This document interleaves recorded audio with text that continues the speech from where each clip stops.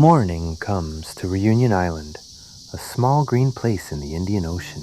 A 12-year-old boy walks a narrow path between rows of vanilla vines. His name is Edmond Albius. He works here. He is not free to choose his hours. Still, he watches. He listens. He keeps looking at the flowers that open like white stars for one day, and then close with nothing to show. Every morning, promise. Every evening, no pod. Edmond wants one simple thing, for the flower to keep its promise.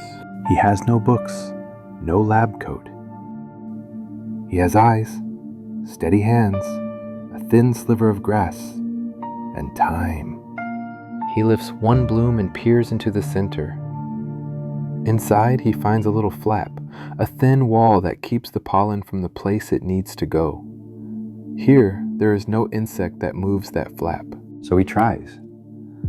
Very gently, he slides the grass under the flap and lifts. With his thumb, he presses the pollen onto its spot.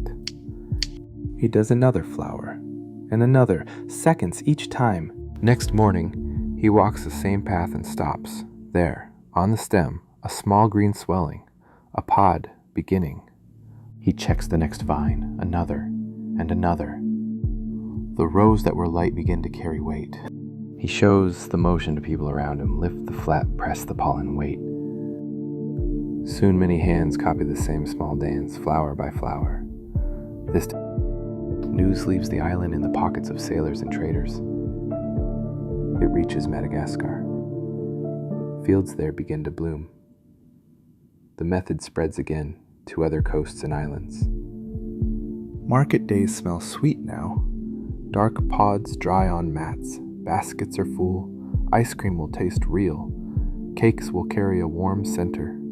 A kitchen far away will hold a single bean in a jar. But hold on, this is not a soft story all the way through. When Edmond makes his discovery, 1841, he is enslaved. Others try to claim the idea. His name moves slowly or not at all. He stays poor. The world grows rich on the motion he taught. Say that part out loud. Let it land. Now breathe. Let's show clearly what he saw. Outside are 3 sepals, little leaf-like doors that protect the bud. Inside are 3 petals, and 1 petal is special. It's the lip, a soft landing pad. In the middle is the column, a single hallway that holds both parts. The anther up top with pollen, packed like tiny bundles, and the stigma below, a sticky spot that receives it. A thin flap, the rostellum, sits between them like a gate. Lift the gate.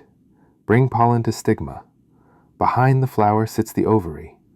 That's the part that swells into the long pod we call a vanilla bean. That's all Edmond did. Lift, join, wait, and the promise became fruit.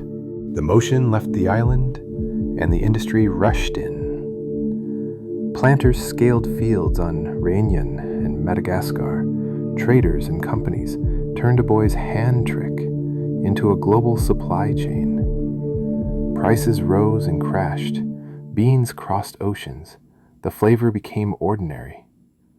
And the work stayed hard. Edmond did not share the profit. He was freed after slavery ended, but he stayed poor. He died in 1880 in Saint Suzanne with almost no money, while the world baked cakes with his idea. Say that plainly, then breathe.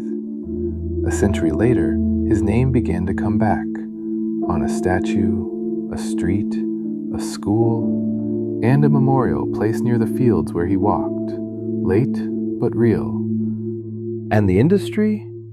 It still wrestles with how it buys sweetness, farmers under pressure, even child labor in parts of Madagascar, and big buyers promising better programs to steady prices and pay fairly.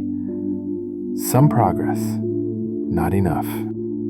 So end here.